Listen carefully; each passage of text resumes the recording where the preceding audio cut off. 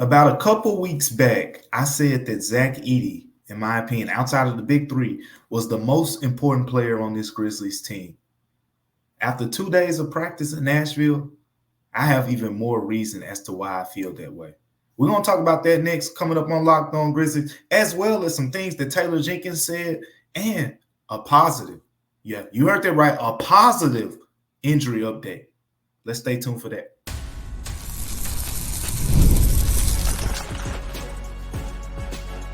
You are Locked On Grizzlies, your daily Memphis Grizzlies podcast, part of the Locked On Podcast Network, your team every day. What's going on, everyone, and welcome back to Locked On Grizzlies. I am your host today, Damichael Cole, beat writer for the Commercial Appeal here in Memphis, Tennessee, but I'm in Nashville, Tennessee right now with your Memphis Grizzlies, covering training camp, an extensive the first days of practice for this team started on Tuesday. Joe Monex had a great, terrific episode on Wednesday, breaking down a lot of things that went on during the first day. Now I'm here to talk a lot about what's been happening on the second day. It's a lot of juicy things, and I love this part of the year because I got a lot of intel to share with you guys, and I'm sure you can't wait to hear some of this information. But before we get to that, today's episode is brought to you by FanDuel. You can start the season with a big return on FanDuel. Place your first $5 bet, and you'll get started with $200 in bonus bets, and that's guaranteed. All you got to do is visit FanDuel.com to get started right now over and get those opportunities. Well, thank you guys for tuning in with us on Locked On Grizzlies today, and continue to tune in everywhere that you listen, everywhere that you watch, Apple Podcasts, Spotify, Stitcher, wherever you listen, wherever you watch, like YouTube, Locked On Grizzlies is there. Appreciate you guys for doing that. Make sure you continue to like, rate, comment, review, and subscribe to Locked On Grizzlies episodes so we can keep getting you the good stuff. And speaking of the good stuff, Zach Edey is the good stuff for the Memphis Grizzlies, right? At least it's sounding that way. You know, it was about a week or two ago where I said on here, outside of the big three, because, you know, that's pretty obvious. You know, Morant, Desmond, Bane, Jaren Jackson Jr. Outside of those guys, who is the next most important Grizzlies player? You can make a case for a bunch of different guys. Some say Marcus Smart. You need that perimeter defense, that wing defender, that secondary playmaker, the guy who's kind of playing that Dylan Brooks role for the Grizzlies. Some will say, oh, well, you need it to be a big, and that's where Zach Edey comes into play. Some will say it's one of the reserves, right? Luke Kennard's shooting. Like outside of Desmond Bane, that is the other knockdown shooter that you have. Man, do you even go a step further with a guy like Scottie Pippen Jr.? The list goes on. Like there's so many different guys. G.D. Jackson's super talented. But I said to me outside the big three, it's Zach Edey. And it's been 2 days here in Nashville where we've gotten to see the Grizzlies practice a little bit and, you know, hear things about these players from Taylor Jenkins and from you know, certain players that have talked already. We talked to John Morant, Zach Edey, Desmond Bane, Marcus Smart. And what stood out to me is I think the Grizzlies think the same thing. Zach Edey is the key. Zach Edey is the key now to the success of this team this upcoming season. And here's why, you know, I'm starting to believe that. I'm going to break it down into three proportions of why that is the case. Number one, I'm going to start with Marcus Smart. It's no secret how much of a vocal leader Marcus Smart has become this point in his career. And when I think about Marcus Smart, I think of, you know, a guy who really loves to win, right? He really wants to win. And he voices that. He voices that. Marcus Smart got here early in Memphis, you know, this summer. And the main reason that Marcus Smart got back before the start of camp was Zach Edey. He wanted to work with Zach Edey in particular. He said, I got to get some reps with this guy. I got to get some reps with this big 7-footer. And talked to Marcus Smart about that a little bit on yesterday.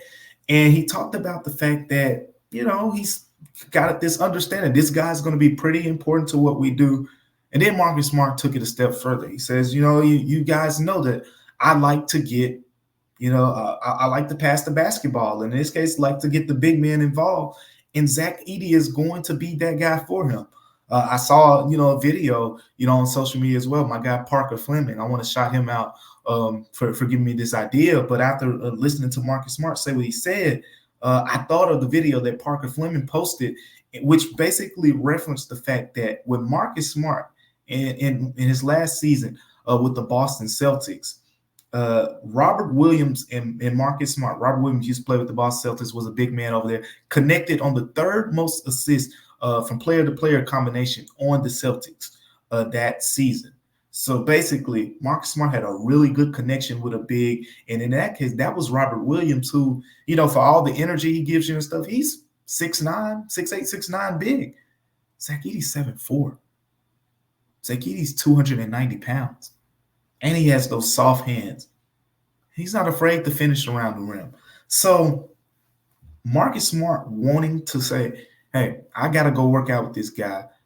One, I want to see what the hype's about. And two, I need to make sure that I build that chemistry up with him. So now you have a case of John Morant already working out with Zach Edey to build that chemistry. Now you have Marcus Smart, who's going to play, some secondary playmaking role, play into a secondary playmaking role. And then you have Desmond Bane, right? And with Desmond Bane, as I get into the second point here, Desmond Bane talked about the fact that they're not trying to put too much pressure onto Zach Edey. And that's important because Zach Edey knows, the Grizzlies know, I know he's going to be important. Memphis needs, this is not a want, they need Zach Edey. Why? They want to be a top rebounding team. They were a top rebounding team when Jonas Valanciunas was here. They were a top rebounding team when Steven Adams was here. When Steven Adams got hurt last season, they were not a top rebounding team. They were mediocre. In order to get back to that top level, they need Zach Edey to be that guy. Of course, Taylor Jenkins is preaching all the right things, right? He wants the guards to help out more with the boards. We'll talk a little bit more about that whole idea a little bit later. But the main thing is Zach Edey, 7'4". I talked to his one of his assistant coaches at Purdue, Brandon Brantley, talked about the fact that is going to be the skill that translates immediately for Zach Edey quicker than anything else, his ability to rebound. And you hear all these things. You hear the excitement. All the Grizzlies players loving what they're seeing from Zach Edey. The coaches loving what they're seeing. But Desmond Bane cautioned, the fact that, hey, look, he's going to have the rookie learning curves. And the reason he's going to have them is because of the third thing that I want to put out there. Because Taylor Jenkins said that the Grizzlies are going to throw his kitchen sink at Zach Edey. You know what that means? Ain't no baby steps over here. They're not walking him on a stroller. It's none of that. It's time to get Zach Edey is a projected starter for this team. The Grizzlies want him to be the center. The Grizzlies want him to be, in the words of Taylor Jenkins, a defensive anchor. In order for him to be that anchor defensively, in order for him to be that guy on the offensive end, Joe talked about it a little bit on yesterday's episode, how the ball's about to touch more guys' hands on offense now. You're about to see, kind of like a hot potato type vibe a little bit. And with that being the case, Zach Edey is going to get a lot of playmaking opportunities. So think about being a rookie and you already got to adjust to the spacing and the pace and all these different things. In addition to that, you got to learn all these defensive principles. You got to learn how the Grizzlies are implementing this new offense. So you can't really just go back to last year's film and say, oh, yeah, okay, that's what I got to do. Gotcha. Because no, this is new. So he's got a lot being thrown at him. But the Grizzlies clearly think Zach Edey is capable of handling all this stuff. Everything that I've heard so far, positive. Watching him shoot the basketball in practice, I'm going to say it time and time again, like, after the whole Steven Adams thing, Steven Adams is my guy, but I watched Steven Adams shoot a bunch of three-pointers in practice, and a bunch of them went in. And then in the games, wasn't really shooting. So I've seen Zach Edey, consistent form, repeated mechanics. He's knocking down some practice shot three-pointers in these practices that I'm getting to see. And the thing is, not going to overreact to it. Clearly, he's capable in a practice setting. We'll see if that translates over into the preseason because Taylor Jenkins, for one, he's going to encourage, guys, to take those shots. That's something that Taylor Jenkins has always done, and it's not a secret. That's how it works in Memphis. But speaking of Taylor Jenkins, I got to give him his flowers a little bit here in our next segment because he did something that I think is very important for a coach as you continue to learn your players and as you can continue to evolve in this coaching industry. We're going to talk about that here coming up on Locked On Grizzlies. But before we get to that, today's episode is brought to you by FanDuel. Listen, FanDuel is America's #1 sportsbook. So NFL fans, you can start the season with a big return right now on FanDuel. If you get a hunch in the middle of the game, or you can just check out the latest stats because you can view the live play-by-play and so much more to figure out where and how you want to place your bets. Most people know I'm a Green Bay Packers fan, and right now, I like where our Super Bowl odds stack at. Before the season, I locked us in at plus 1,800 for the Green Bay Packers to win the Super Bowl. You might say, hey, go see where your team is in those odds. All you got to do is go to FanDuel.com to check out those odds. But guess what? If you've never been on FanDuel.com before, you can get started right now with $200 in bonus bets, guaranteed. And when you place your first $5 bet, you get $200 in bonus bets. Remember, hear me out. $200 bonus bets, free money. If you place a $5 bet with your first ever FanDuel bet, go check that out right now over at FanDuel.com to take advantage of those opportunities. Coming up here on Locked On Grizzlies, we got to talk about the man, Taylor Jenkins. He's the head coach, right? He said something really important that I want to share with you guys, and we're going to expand on that coming up here on Locked On Grizzlies. Make sure you stay tuned for that. Welcome back to Locked On Grizzlies, everyone. And we're talking Taylor Jenkins right now because he's the head coach. He's in year 6, and we have pretty much a good idea of what Taylor Jenkins' strengths and weaknesses are at this point, right? One thing that you've seen is the Grizzlies have a top offense. You've seen the Grizzlies have a top defense. You haven't seen them have a top offense in certain categories. They've been at the top of the league in pushing the pace, right? Transition scoring, things like paint scoring, things like that. But on the other hand, defensively, Memphis has been elite. Like Taylor Jenkins has done a terrific job of crafting consistent top defenses, even last season with all the injuries and 30-plus players that played with the Grizzlies and most of the top guys being out. Do you know the Grizzlies still finished in the top half of the NBA in defensive rating? I think they finished 13th. But that just goes to tell you, like, the defensive plan that the Grizzlies have in place. The idea that, hey, we want teams, we want to take away the corner three-pointer, which is the easiest three-point shot. It's the shortest three-point shot, and it's the most efficient one. You want to take away the corner three-pointers. You want to take away the paint score. The Grizzlies don't want you to touch their paint. That's why they got 7'4" Zach Edey down there. That's why they got Zach, and that's why they got Jaren Jackson Jr. ready to roam when you think you got a layup. When you got Zach Edey on the perimeters, he's ready. Jaren's going to come clean it up. So that's the whole idea. But we talked about the idea that Taylor Jenkins wants Zach Edey to be an anchor. He also pretty much classified Jaren Jackson Jr. and Marcus Smart as the defense anchors. That's no surprise, right? So when you look at the projected starting five, say, okay, Jaren Jackson Jr. defensive anchor, Marcus Smart defensive anchor, Zach Edey, he's a rookie. We got to bring him along, but the goal is for him to be a defensive anchor. You got 2 projected starters left: Ja Morant, Desmond Bane. It wouldn't even be a bold prediction right now if I say those are going to be your 2 leading scorers on offensive end. Most of us can agree to that. They are your offensive stars, without a doubt, Desmond Bane and Ja Morant. But Taylor Jenkins took it upon himself, and he used the word brutally honest to describe the way that he's challenging Ja Morant and Desmond Bane to be better defenders this upcoming season. And the goal is, I'm going to paraphrase his comments here. You go check out my story at commercialappeal.com. It'll give you the full detailed breakdown on what Taylor Jenkins said and kind of how Desmond Bane responded to it as well. But Taylor Jenkins paraphrasing basically said, look, We got goals here, and we want to be the best defense. We want to be, a top defensive team. If we want to be a top defensive team, we need our top offensive guys to have that same energy that they have on offense. We need that same production. Well, not the production, the same energy, the intensity level on the defensive end. And he's communicated that to John Morant and Desmond Bane just by being honest with them. He said they've seen the film over the last few years, and basically it hasn't been good enough. Desmond Bane hasn't been good enough defensively. John Morant has not been good enough defensively. Man, I can't tell you. I cannot tell y'all how important that is to hear.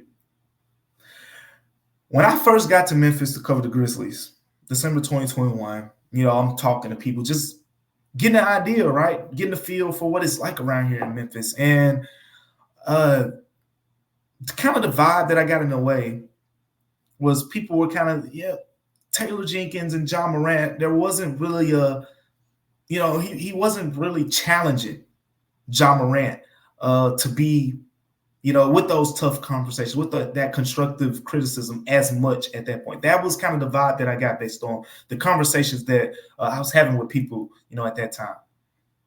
I don't know if that was the case back then, but I can for sure tell you it ain't the case now. And this is an example of that. Another thing that I want to talk about is this is year 6 for Taylor Jenkins, right? This year 6. It's easy for a coach at that point get stubborn, right? Defensively. I'm talking about defensively. Say, it's working. Why change it? They're not going to change a lot, but the Grizzlies are focusing on becoming a more pressure-based defense, right? The idea that they're going to pick up guys more 94 feet. And then offensively, you already see it. Like we talked about it time and time again, this whole idea that Taylor Jenkins completely revamped his staff. He bringing in Tomasa Salo to be his lead offensive assistant as the Grizzlies assistant coach. Other offensive assistants coming along as well to help with the development of players and things like that. One thing you can't say about Taylor Jenkins is you can't say he didn't try. You can't say Taylor Jenkins has not tried as the Grizzlies head coach to correct his wrongs. And these are 2 reasons why. He knows the offense hasn't been up to par, especially in the half court. We pointed out to him, and he points it out back to us. But a key element of team success to me is always the idea that you got to hold the best accountable like you hold the worst. Just like it's easy to point out to the two-way players and the 15th man, hey, you got to improve in this area if you want to get on the floor. You got to point out to John Morant and Desmond Bane where they need to improve too. John Morant is one of the best offensive players in the league. Desmond Bane is one of the best shooters. He's on the way to being one of the best scorers in the NBA. That duo as a backcourt, put them up there with the best. They're somewhere in your top 5. John Morant, Desmond Bane, they both can score. They both can pass. But what about defend? I've always said that Desmond Bane's going to give you the energy, the intensity there. And John Morant is prideful. John Morant doesn't want to be known as the guy who's going to get picked on defensively and things like that. Last year, when John Morant got back for those 9 games, it was a key point that he talked about, wanting to be a better defender. We just didn't have enough time to see it play out. Desmond Bane, at this point, he wants to be a better defender. And there's one key area that Desmond Bane pointed out to me yesterday on why he thinks he can be a better defender this year. And it makes sense. And that area for him is the fact that it's a simple one, and you're going to overlook it when I first say it, but stick with me. Let me explain it. Because Desmond Bane said, John Morant's back. That's going to allow me to be a better defender. And you're like, okay. Ja was there those other years too, and he was average at best. But stick with me. We talk to Grizzlies players, they all tell you about how strong Desmond Bane is.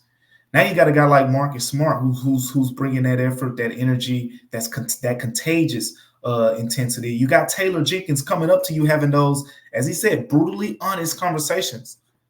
You got to get better defensively. The goal is to win a championship here. We ain't trying to be a play-in team. We ain't trying to be a team that's going to be in the top 6. The goal is championship. And in order for that to happen, you can't have 2 guards. The team say, oh, that's a mismatch. That's easy. But guess what? If you look up and down the Western Conference, yeah, Marcus Smart can guard one of them. But if you start with Dallas, you got Luka and Kyrie. You go to Phoenix. Okay, yeah, fine. Put them on, Kevin Durant or Devin Booker. Somebody else got to guard the other one. You go up and down the West.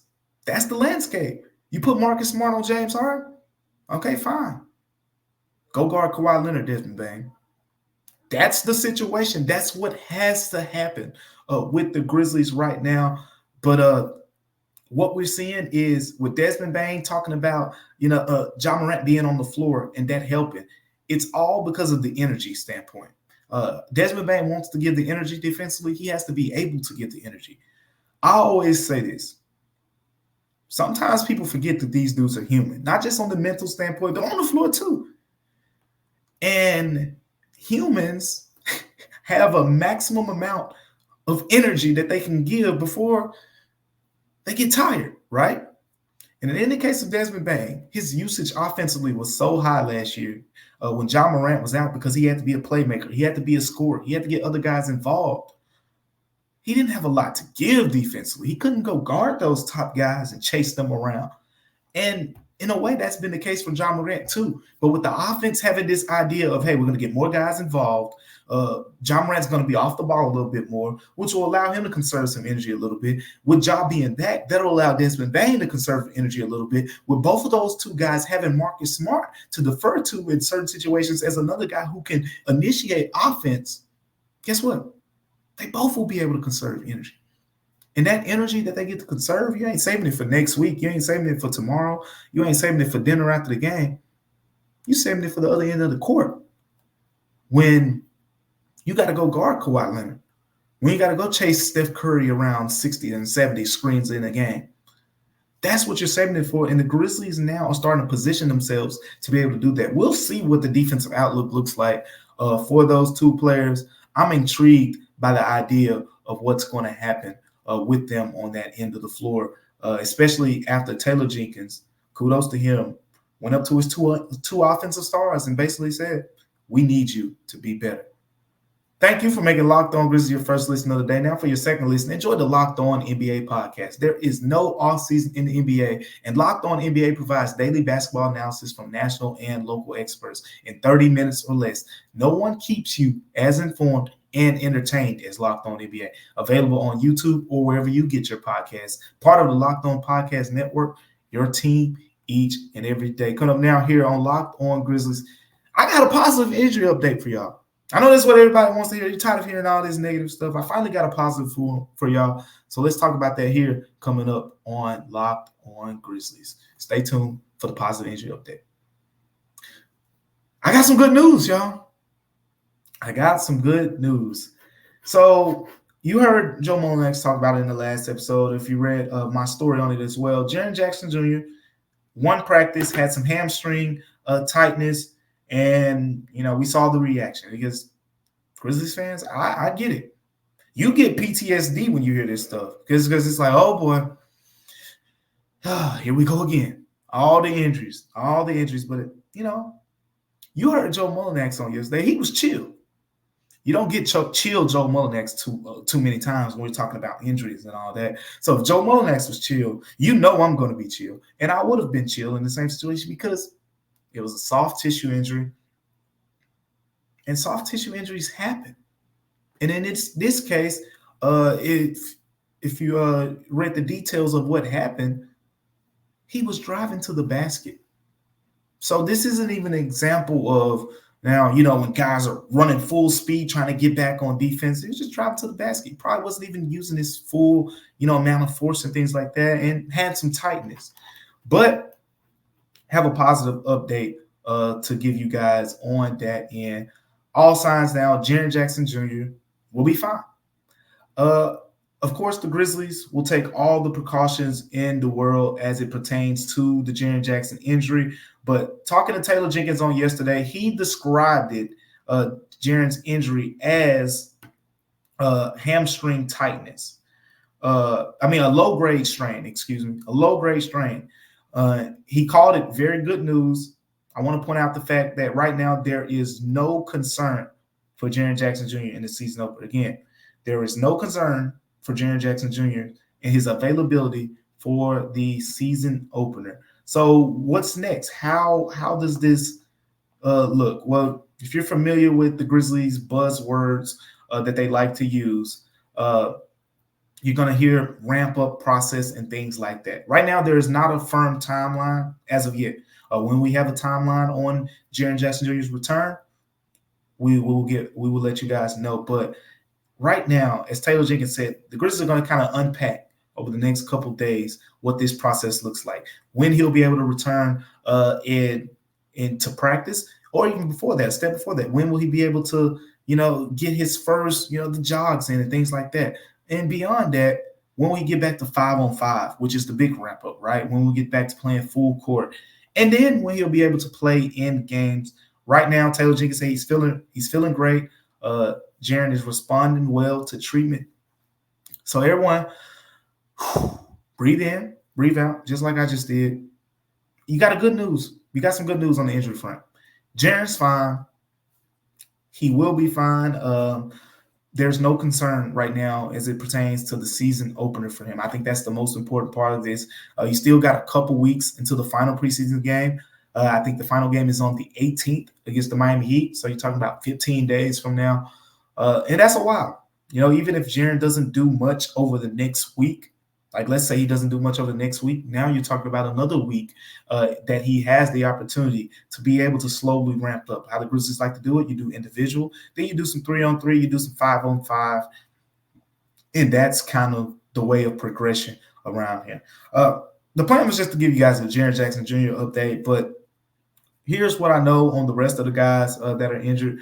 Gigi Jackson, that's the easiest one. If you've seen videos, pictures of anything, he's still on a scooter right now. He's the farthest away. Has the boot on. He's on a scooter.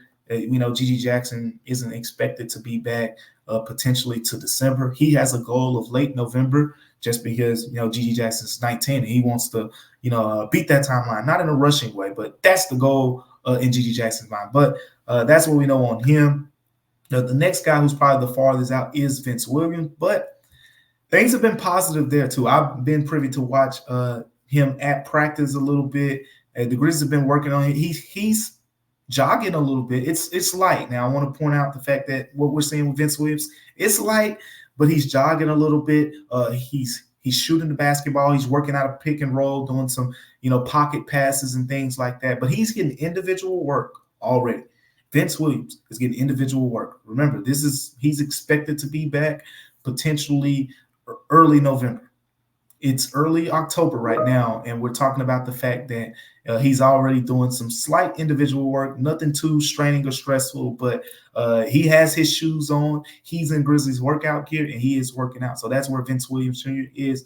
And Cam Spencer's still in the boot right now, still has a boot on his ankle, injured his ankle.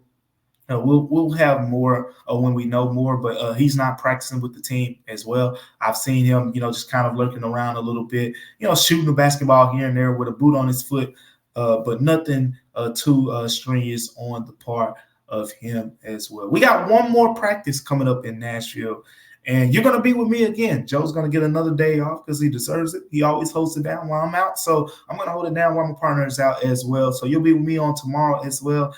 We're going to talk to a couple guys that will be coming off the bench. So maybe we'll talk to Luke Kennard, Santi Aldama, Brandon Clark, whatever the case may be.